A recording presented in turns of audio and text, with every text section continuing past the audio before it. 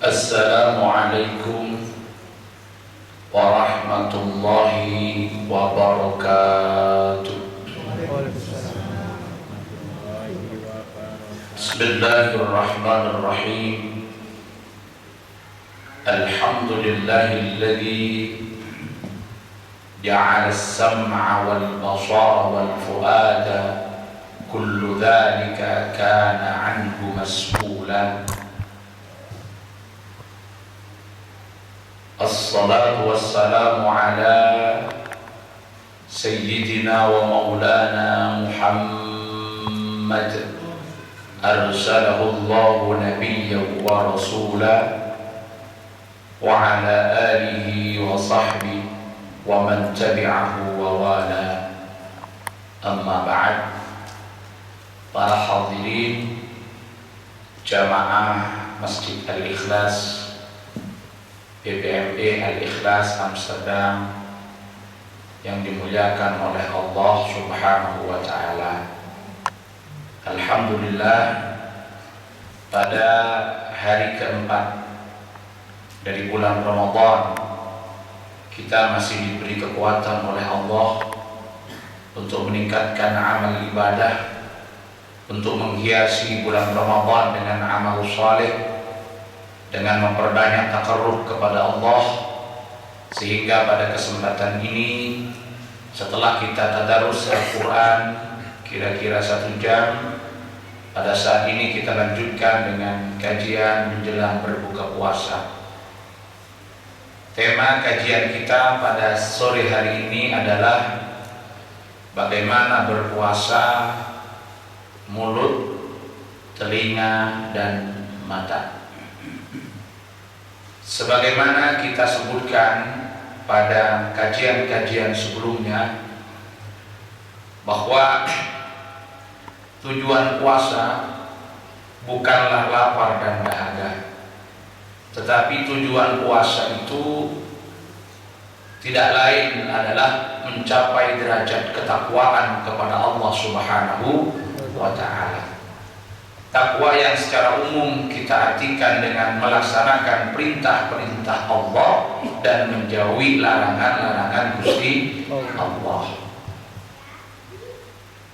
Puasa itu dibagi menjadi 3. Puasa yang pertama disebut dengan puasa orang awam, puasa orang kebanyakan. Puasa mereka hanyalah sekedar tidak makan, tidak minum, tidak memenuhi kebutuhan seksual, tidak merokok, dalam artian tidak melaksanakan hal-hal yang membatalkan puasa. Tetapi anggota tubuh mereka tidak mereka puasai dari hal-hal yang melanggar ketentuan Allah Subhanahu wa Ta'ala. Puasa tingkat kedua adalah puasa khusus. Puasa khusus ini adalah puasanya orang-orang tertentu yang telah berbekal ilmu, berbekal pengetahuan, bermodal semangat, keimanan, dengan puasa yang betul-betul ingin mencapai tingkat ketakwaan yang tinggi di hadapan Allah Subhanahu wa Ta'ala. Sehingga puasa mereka tidak hanya sekedar tidak makan, tidak minum, dan tidak melakukan hal-hal lain yang membatalkan puasa, tapi sekaligus kaful jawarih anid dunubi wal atham, menghindarkan seluruh anggota tubuh dari dosa-dosa dan kemaksiatan kepada Allah Subhanahu wa Ta'ala. Nah, puasa mulut, puasa telinga, dan puasa mata ini sebetulnya upaya bagaimana tingkat puasa kita itu meningkat. Kelas puasa kita meningkat dari puasa awam menuju puasa khusus. Apa yang dimaksud dengan puasa mulut? Di sini kita menjaga lisan kita dari mengucapkan, mengatakan hal-hal yang dilarang oleh Allah yang bertentangan dengan tujuan puasa. Kalau kita mengingat dalam sebuah hadis Rasulullah Shallallahu Alaihi Wasallam menyatakan, khamsun yuftirna sha'imah, ada 5 hal yang bisa membatalkan orang puasa. Ini yang dimaksudkan bukan batal puasanya, tapi membatalkan pahala puasa. Ayyuftirna ajal sha'im, membatalkan pahala orang berpuasa. Ternyata 4 dari 5 itu terkait dengan mulut.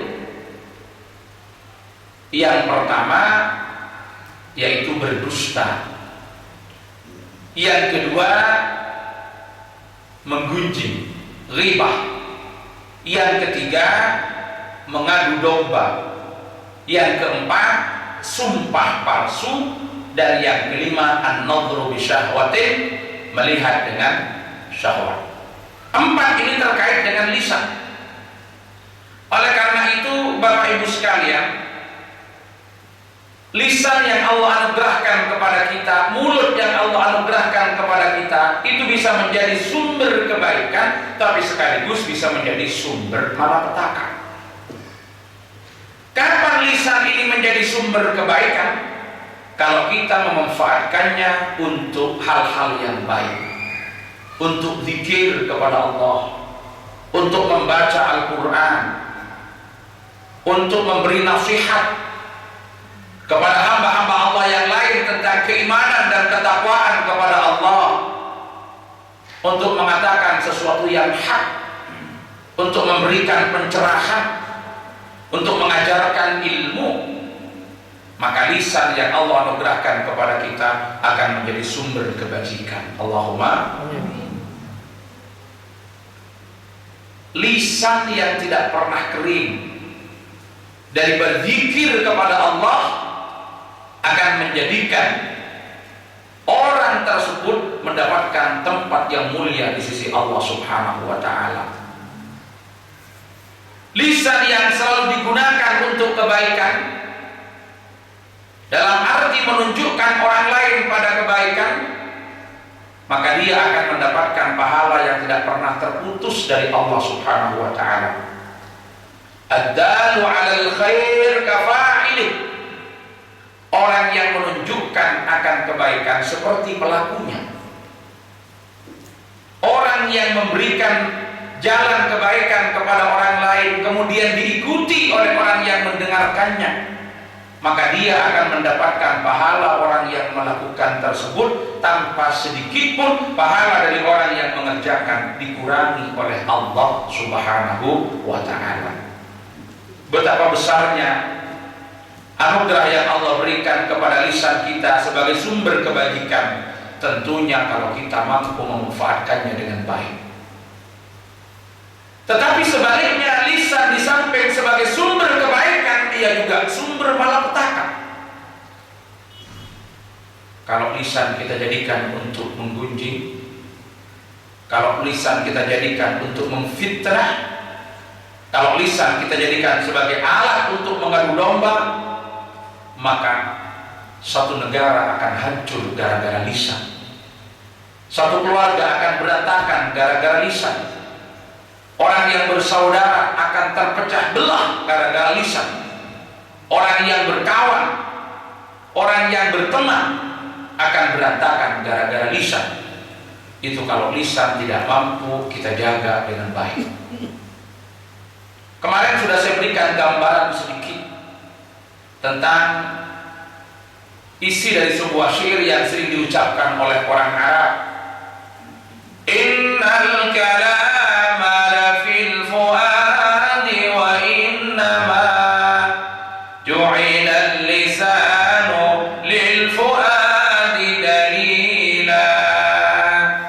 Perkataan seseorang adalah gambaran dari apa yang ada dalam hatinya, karena lisan hanya dijadikan sebagai pertanda untuk menunjukkan jati dirinya. Oleh karena itu, puasa di bulan Ramadan tidak hanya menahan haus dan dahaga, tidak hanya menjaga lisan dari makan dan minum, tetapi harusnya kita tingkatkan bagaimana kita menjaga lisan kita dari berkata hal-hal yang tidak baik, dari mengeluarkan ucapan-ucapan yang bertentangan dengan nilai yang diajarkan puasa, dari mengucapkan kalimat-kalimat bohong, kalimat-kalimat palsu yang bisa menimbulkan kemafsadatan dan kemudaratan di tengah-tengah masyarakat. Bagaimana kita bisa berpuasa berpuasa dengan lisan.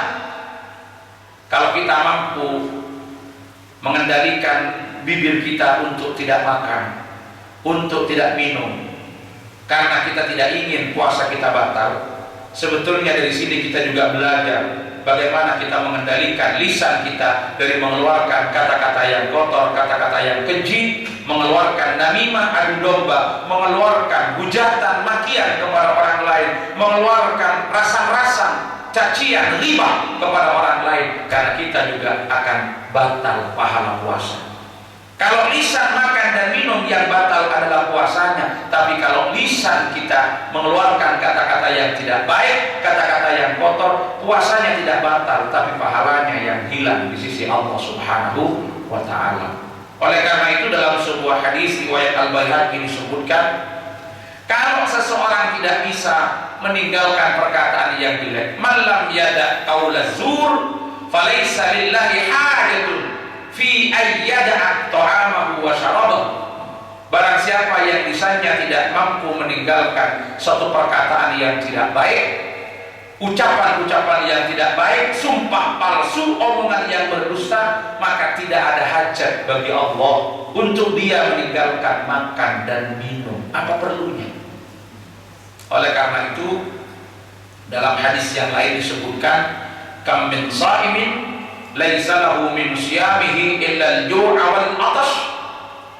Banyak orang yang berpuasa, ia tidak mendapatkan nilai apapun dari puasa yang ia lakukan kecuali lapar dan dahaga. Kenapa?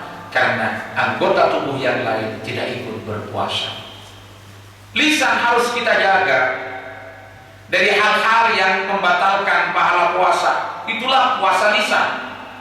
Yang pertama tadi dikatakan jangan berbicara bohong. Bagaimana kita bisa mengendalikan diri agar kita tidak mudah berbicara bohong? Di bulan Ramadan jangan banyak ngomong kalau tidak diperlukan. Jangan banyak bicara kalau tidak diperlukan. Karena man katsura kalamuhu katsura khata'uhu, dalam satu pepatah. Wa man katsura khata'uhu katsura dzunubuhu.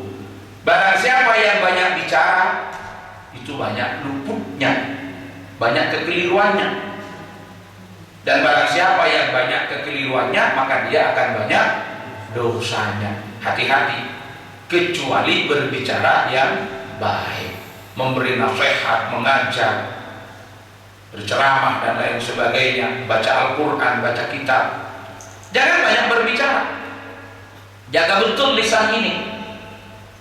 Caranya biar tidak banyak berbicara bagaimana? Sibukkanlah lisan dengan aktivitas zikir, baca Al-Quran, memberikan nasihat-nasihat keagamaan, sehingga ketika lisan disibukkan pada hal-hal yang baik, maka insya Allah tidak ada kesempatan untuk berbicara yang tidak baik.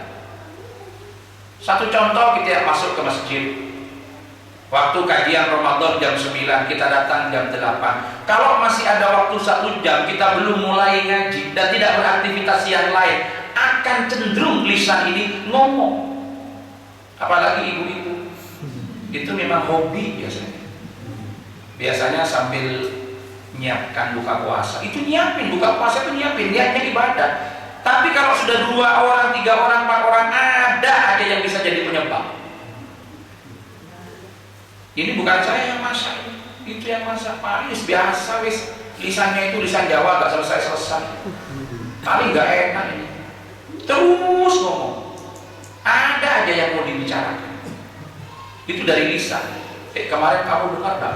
Ayo sambil niatkan buka puasa, itu niatnya ibadah. Tapi 2 orang itu kalau sudah sama-sama tidak mengendalikan, udah kemana-mana.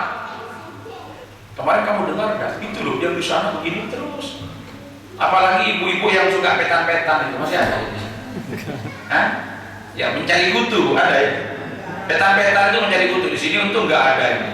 Sudah ada nutup ya, kerjanya ada nutup. Kalau suka begitu petan-petan jadi kutu itu bahaya. Kutunya tidak dapat, tetangganya dapat 10 yang dirasani. Itu lisan harus dijaga. Potensi untuk bicara macam-macam itu memang sulit dikendalikan. Karena orang kadung ngomong, apalagi ngomongin tetangga, enak gak terasa itu. Kenapa enak? Oh, setan yang bumbuni itu, ada setan yang bumbuni. Nah, ini dijaga. Bagaimana? Sibukkan kita dengan aktivitas yang mengarahkan kepada ibadah kepada Allah Subhanahu wa ta'ala. Alhamdulillah, bagi yang datang sebelum jam 9, biar tidak ngobrol, biar tidak bicara, kita tadarus Al-Quran bersama-sama. Kalau diziarahkan tadarus sendiri-sendiri, iya, yang tadarus ada 5 orang, 6 orang tidak tadarus, cenderung ngobrol, kecuali bersama. Disinilah ibu-ibu, dalam kebiasaan kita di Indonesia juga, setelah adzan sambil menunggu iqamah, itu dibiasakan ada zikir. Memang orang bertanya, kenapa ada zikir seperti itu? Itu sudah diajarkan oleh Nabi. Ini kita tidak anggap sebagai ibadah dalam bentuknya sendiri. Zikirnya diajarkan seperti itu tidak. Kenapa? Menghindarkan orang berbuat yang macam-macam. Ketika seseorang masuk ke masjid, di masjid sudah zikir, Astaghfirullah Rabbal baraya, Astaghfirullah minal khotoya, Rabbi zidna ilman nafi'a wa wafiqna amalan makbula. Di sini ada yang komando Mas Jamal baca zikir, baca istighfar. Ada yang baru datang masuk, saya yakin tidak sempat ngobrol dengan yang lain, tapi akan terikut untuk membaca zikir. Betul atau enggak? Tapi kalau nggak ada yang komando, nggak ada yang komando, begitu adzan diem aja karena dilarang. Ada yang sok begitu, nggak ada itu zikir antara sholat dan nggak boleh bareng-bareng. Coba dibiarkan, ya malah nggak baca apa-apa. Kalau nggak dikomando malah nggak baca apa-apa. Jadi orang berzikir bagaimana memanfaatkan lisan untuk berzikir kepada Allah, itu harus ada pendorongnya. Ketika masuk ke sini, Allahumma sholli ala Muhammad, maka dengan sendirinya orang akan ikut. Tapi ketika tidak ada aktivitas bareng, nunggu sholat berjamaah, jarak antara adzan dengan iqamah itu 1/4 jam, duduk, kumpul tetangga, zikir tidak, akhirnya pasti ada yang diomongkan. Kamu kemarin, lah iya kalau bagus, lupa nanti kemana-mana. Sama, saya kemarin itu ada contoh, Bu. Di Indonesia ada kawan saya meninggal, orang tuanya meninggal, jadi menantunya itu kebetulan guru besar di kampus kami, jadi meninggal orang tuanya. Kebetulan fahamnya yang tidak mau ada doa rame-rame bareng-bareng kepada mayit. Jadi begitu teman-teman dari kampus dan dari yang lain itu datang untuk takziah, sudah ada pengumuman ditulis, dimohon untuk tidak membaca apa-apa. Yang dikhawatirkan takut baca Yasin atau takut baca doa bersama kepada mayit. Dia tidak mau ada bacaan Yasin di situ. Ya karena sudah ada larangan, dimohon untuk tidak baca apa-apa. Begitu datang takziah di dekat mayit, dia duduk. Karena tidak boleh ngomong baca apa-apa. Akhirnya datang 2 orang, 3 orang, 4 orang, kan gak ada yang baca Yasin, gak ada yang baca doa, gak ada yang baca apa-apa, hanya dilarang. Kebetulan malam harinya itu ada pertandingan sepak bola. Jadi yang terjadi di sini ada mayit, di sini rame bicara bola. Di sini rame bicara tadi malam coba itu yang menang. Loh, saya datang itu, ngapain kok ada mayit ribut kok bicara bola? Dia cerita teman loh, memang ini suka dibaca, dilarang baca apa-apa. Ya kalau baca doa tidak boleh, kalau baca Yasin tidak boleh, tapi kalau cerita bola menjadi boleh. Karena lisan ini jangan sampai disuruh diam, tidak bisa. Bagaimana cara kita menghindarkan lisan kita dari hal yang tidak baik? Sibukkan lisan dengan hal yang baik. Sibukkan. Kalau sudah disibukkan dengan hal yang baik, tertinggallah hal yang tidak baik. Sama dengan kita menyibukkan diri dengan hal yang tidak baik, maka tertinggallah sesuatu yang baik. Man istaghala bima la ya'nihi fatahu ma ya'nihi. Barang siapa yang sibuk dengan sesuatu yang tidak penting, maka dia akan kehilangan yang penting. Berarti kalau kita menyibukkan diri dengan yang baik, maka akan terhindar dari yang tidak baik. Ya terus kawan-kawan itu Jenazahnya diangkut ke kuburan, dia ikut. Nggak boleh baca apa-apa, Bu. Ya, dia akhirnya tetap dongeng bola itu aja. Begitu masuk ke kuburan, ya sudah tidak ada baca apa-apa, langsung mayitnya dikuburkan, habis itu pulang. Kata teman di sana, persis yo, seperti mendem pitik. Itu kata teman-temannya usir gitu. Kenapa? Karena tidak memahami hakikatnya. Kenapa sih sebetulnya perlu seperti itu? Itu tujuannya biar ada pemicu. Sama kadang-kadang ada larangan. Habis sholat Jumat tidak perlu ada zikir bersama-sama. Setelah sholat tidak perlu ada zikir bersama-sama. Apa tujuannya? Biar zikir sendiri-sendiri. Karena yang plek-plekan dicontohkan Nabi zikir sendiri-sendiri. Tapi sekarang dibuktikan. Begitu di masjid ini selesai sholat Jumat, imamnya masih ngomando zikir Al-Fatihah, makmumnya pasti baca Fatihah. Qul huwallahu ahad, Allahus samad, lam yalid wa lam yulad wa lam yakul lahu kufuwan ahad. Makmumnya ikut apa enggak? Ikut. Tapi begitu imamnya diam karena tidak boleh zikir bareng-bareng di masjid, Assalamualaikum warahmatullah, Assalamualaikum warahmatullah, imamnya diam, yang sini lucu. Udah tanda. Itu pernah di satu masjid itu karena ada kebijakan begitu. Maunya biar persis, katanya Nabi tidak pernah bareng-bareng begitu zikirnya. Lihat tujuannya. Jadi kita ini perlu memanajemen lisan kita. Bagaimana lisan kita ini tidak ngomong yang jelek-jelek, tidak ngomong yang tidak ada perlunya, tidak ngomong yang tidak benar, sibukkan dengan sesuatu yang benar, sibukkan dengan sesuatu yang bermanfaat. Karena suruh diam tidak bisa, suruh diam sulit.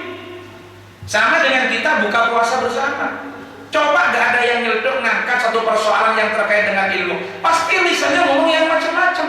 Karena gak ada orang makan kalau 3 orang dia berdiam, toh gak ada ngomong, tidak bisa. Ya tidak bisa itu. Itu manusia. Jadi agar kita tertarik untuk banyak berbicara, melakukan kebaikan, menghindari hal yang tidak baik, sibukkan dengan hal yang baik. Waktu ngomong, waktu bicara, muncul satu orang nyeletuk, pasti ditanggapi. Kalau yang awal itu baik, nanti diskusinya menjadi baik. Saya tanya kemarin sama Pak Heri, putranya berapa Pak? Putra saya sekian-sekian. Siapa nama yang pertama? Aqil Ghazali. Kenapa? Karena saya suka sama Imam Ghazali. Akhirnya kita diskusi dialog tentang tasawufnya Al-Ghazali. Jadi kan lupa, lisan itu tidak ngerasa yang jelek-jelek, yang dipikir adalah yang baik-baik. Atau kemudian kita diskusi di sini belum selesai, kemudian buka bersama, ada yang bentuk tadi satu, kemudian ditanggapi, bicaralah seputar ilmu. Dan bisa direm. Makanya dalam keseharian kita, ibu-ibu di rumah, siang hari di kantor, sibukkan. Jadi dalam puasa ini kalau kita mampu menahan lisan kita, mulut kita untuk tidak makan dan tidak minum, karena kita tidak ingin puasa kita batal, seharusnya kita lebih mampu menjaga lisan kita dari perkataan-perkataan yang kotor, dari ucapan yang tidak baik, dari ucapan yang tidak mapan. Karena itu bukan hanya membatalkan pahala puasa kita, tapi juga akan menyisakan dosa dan akibat yang tidak baik dalam kehidupan kita. Jagalah lisan. Itu puasa lisan. Puasa lisan itu yang dimaksudkan adalah menghindarkan diri dari mengucapkan, mengatakan hal-hal yang tidak baik, yang bertentangan dengan tujuan puasa. Caranya bagaimana? Kalau mampu, tahan lisan, jangan ngomong. Tapi kalau tidak mampu, kita keburu mau ngomong dong. Sibukkan lisan dengan hal-hal yang baik. Karena ketika lisan sudah sibuk dengan zikir, sibuk dengan nasihat, maka tidak ada kesempatan lisan untuk berbicara yang tidak baik. Kalau ada yang memancing bagaimana? Bahkan kita dicaci orang, dihina orang, diajak bertengkar, itu kita jawab aja. Jawabannya yang diajarkan Nabi 3 kalimat. Bagaimana? Inni shaimun. Qul inni shaimun. 2 kalimat. Jawab saja. Mohon maaf, saya sedang berpuasa. Jadi ketika ada orang mencaci kita, ngajak berantem kita, jawab saja, mohon maaf, saya sedang berpuasa. Cukup, jangan diikuti, jangan didengarkan, jangan dilawan. Akhirnya tidak ada keinginan kita untuk membalas, tidak ada keinginan kita untuk menjawab, tidak ada keinginan kita untuk mengumpat, tidak ada keinginan kita untuk mencaci, Tidak ada keinginan kita untuk memaki. Kenapa? Karena lisan kita sudah kita kunci. Ini imun. Sibukkan dengan zikir. Sibukkan dengan zikir. Zikir itu, ibu-ibu sekalian, memang dalam klasifikasi zikir yang disampaikan oleh Imam Ghazali itu ada 3. Yang pertama adalah zikrul lisan ma'al qalbi. Zikirnya lisan dengan hati. Jadi lisan zikir, hati zikir. Sibukkan lisan ini. Apa maksudnya? Ketika lisan berucap, hati itu juga berucap. Ketika lisan kita berzikir, hati kita juga berzikir. Apa yang kita baca? Allahu Akbar, Allahu Akbar, Allahu Akbar, Allahu Akbar. Hati kita berkembang. Kata hati kita, jalan pikirannya. Hanya Allah yang maha besar. Hanya Allah yang maha besar. Sehebat-hebatnya manusia, sebesar-besarnya manusia, sepintar-pintarnya manusia adalah kecil di hadapan Allah Subhanahu wa ta'ala. Karena hanya Allah yang memiliki segala-galanya. Hanya Allah yang memiliki segala-galanya. Kini kita tahan. Di lisan kita tidak berucap apa-apa. Allahu Akbar, Allahu Akbar, Allahu Akbar. Hati kita yang berkembang. Tapi kenapa ketika manusia merasa punya kelebihan sedikit, sudah sering menyombongkan dirinya di hadapan orang lain, padahal Allah yang memiliki segala-galanya? Itu namanya zikirnya lisan dengan hati. Ketika lisan kita beristighfar, Astaghfirullahaladzim, Astaghfirullahaladzim, hati kita merasa menyesal terhadap dosa-dosa yang pernah kita lakukan, perbuatan yang menyebabkan kita berdosa. Tindakan dan perbuatan kita juga harus kembali ke jalan Allah.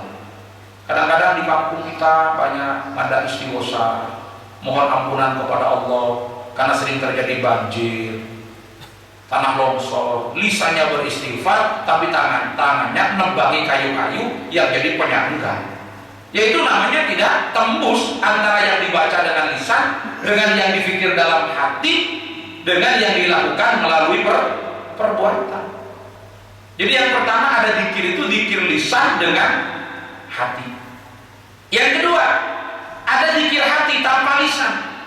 Ini tingkat kedua. Ini diperlukan dalam saat-saat tertentu. Karena orang yang sudah ingin selalu dekat dengan Allah, maka dia tidak mau sedikit pun lepas dari zikir. Ketika kita bersama, kita menggunakan lisan. Ketika suasananya di masjid, semuanya orang berzikir, kita menggunakan lisan. Tapi saat-saat tertentu, lisan kita tidak bisa kita gunakan untuk berzikir. Maka disitulah kita hanya berzikir dengan hati, lisan kita istirahatkan. Dan bukan ngomong yang jelek. Mengistirahatkan, mengikuti hati tapi tidak dilafazkan.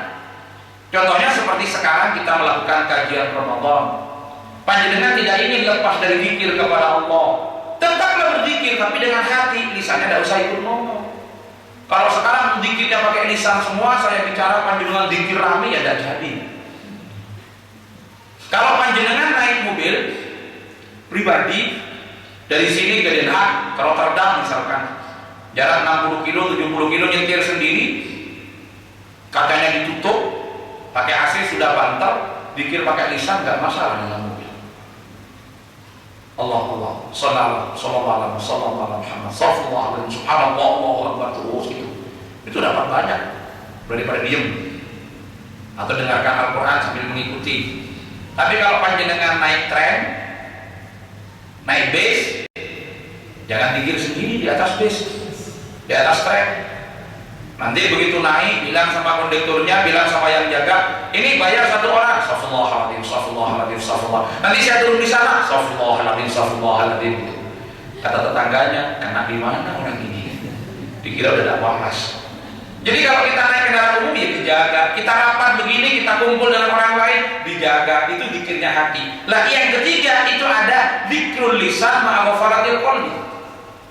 Lisannya berzikir tapi hatinya lalai. Lisannya berzikir tapi hatinya lupa. Ini yang agak banyak. Kadang-kadang kalau dalam tradisi ada tahlilan itu doa belum selesai, nasinya udah keluar. La ilaha illallah, la ilaha illallah. Nasinya keluar. Yang sini ini dan mau ikan ini. La ilaha illallah. Yang pojok udah ada sendoknya. La ilaha illallah. Kadang-kadang ada jamaah ibu-ibu ibu-ibu itu, kalau di Indonesia itu ibu-ibu arisan ya, jamaah sholawat atau apa itu sambil arisan. Ngerti arisan? Iya, jadi setiap datang ngasih taruhan sekian. Itu kadang-kadang arisannya jalan pada saat zikir jalan. Jadi ada yang tukang nyatet, astagfirullahaladzim, astagfirullah. Bu Muhammad kemarin belum bayar, astagfirullahaladzim. Terus rusak itu. Itu namanya zikir lisan tanpa hati. Tapi ini masih lebih baik daripada tidak zikir sama sekali. Jadi orang zikir pertama itu zikirnya lisan, hatinya ikut. Yang kedua pakai hati. Yang ketiga zikirnya lisan tanpa hati. Tapi ini masih lebih baik daripada tidak zikir sama sekali. Dari situ ala kulli hal, zikir ini menyibukkan lisan kita, hati kita dari selain Allah Subhanahu wa taala. Jadi kita hanya tertuju kepada Allah sehingga lisan kita bisa kita kontrol. Perbanyak kita berzikir, berarti pada saat itu lisan kita sudah terjaga dari melakukan hal-hal yang membatalkan pahala puasa. Lah ini latihannya. Pada saat puasa ini latihannya. Kalau ini sudah berhasil di luar puasa, sudah kita biasakan. Jangan biarkan lisan kita berbicara sesuatu yang tidak penting. Karena barang siapa yang sibuk dengan sesuatu yang tidak penting, maka dia akan kehilangan sesuatu yang penting. Jadi pertama, gunakan lisan untuk berzikir, sehingga lisan akan berpuasa dari mengucapkan, mengatakan, mengeluarkan kata-kata yang bertentangan dengan tujuan puasa. Yang kedua, gunakan lisan kita untuk membaca Al-Quran. Perbanyaklah baca Al-Quran. Kalau kita sudah sibuk membaca Al-Quran, sekian jam waktu dilampaui tanpa terasa. Kadang-kadang ibu-ibu kalau nonton sinetron, di sini ada sinetron juga. Ya, kalau saya di sini berapa hari nggak ngerti-ngerti dulu sinetronnya apa gitu. Filmnya juga nggak ngerti-ngerti gitu, kecuali ada terjemahan bahasa Inggrisnya. Nggak ngerti, nonton sinetron, lihat film India. Kadang-kadang dari jam 9 malam, tahu-tahu jam 12. Setelah itu menangis, kenapa Bu? Kasihan, pelas ceritanya. Tahu-tahu 3 jam tidak terasa. Coba bayangkan, 3 jam itu kalau buat ngaji dapat berapa? 3 jam itu kalau buat baca Quran dapat berapa? Ya itulah manusia. Jadi kalau kita diajak untuk beribadah kepada Allah kayaknya berat sekali. Ya nanti kajian berikutnya saya terangkan kenapa kalau seperti ini berat. Ini ada iblis dengan tipu dayanya. Jadi kalau kita sibukkan dengan baca Al-Quran, insya Allah lisan kita ini tidak akan banyak mengucapkan hal-hal yang tidak benar. Datang ke sini langsung baca Quran seperti tadi, apalagi bacanya bersama-sama. Insya Allah kita jaga. Manusia ini susah. Ya, 1 jam untuk baca Al-Quran terasa lama. Tapi 3 jam untuk lihat video, lihat film, lihat DVD tidak terasa. 10 euro kalau dimasukkan ke kotak amal terasa besar, betul? Betul? Kalau masih ada, cari yang lebih kecil, ada uang kecil, kenapa? Tak taruh di kotak. Kenapa? Ini 10-an ini. Oh, ini satu, ya ini aja satu. Kalau ada yang kecilan nggak apa-apa katanya. Tapi uang 20-50 euro dibawa ke mall buat tempat main anak-anak, nggak ada nilainya, betul? Tapi kalau mau ditaruh kepada kebaikan, yang itu untuk akhirat, kayaknya masih keberatan. Banyak orang berebut tempat yang paling depan untuk nonton hiburan, apalagi sepak bola. Dan banyak orang memilih tempat paling belakang untuk pengajian. Betul? Betul. Di mana? Di mana? Di sini. Kapan? Ya sekarang gitu. Yang paling ramai kan pasti di pinggir dan di belakang. Kalau di depan paling 2 orang. Nah, jadi itu luar biasa. Makanya harus dilatih. Bagaimana lisan kita itu lebih banyak diarahkan kepada hal-hal yang bermanfaat sehingga kita akan terhindar dari sesuatu yang tidak baik. Jadi puasa lisan artinya apa?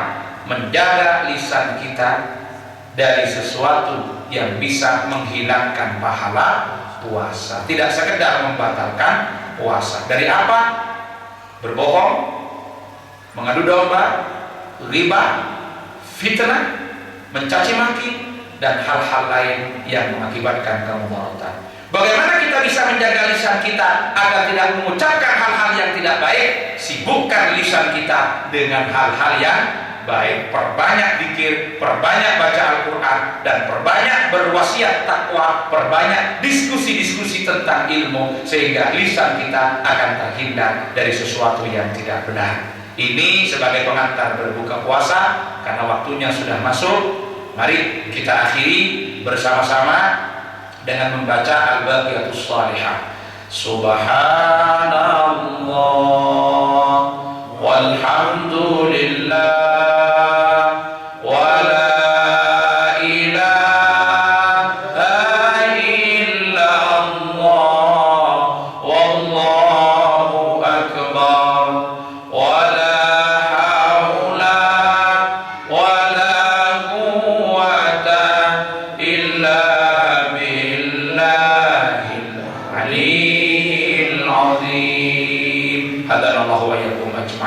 Wallahul muwaffiq ila aqwamit thoriq. Wassalamualaikum warahmatullahi wabarakatuh.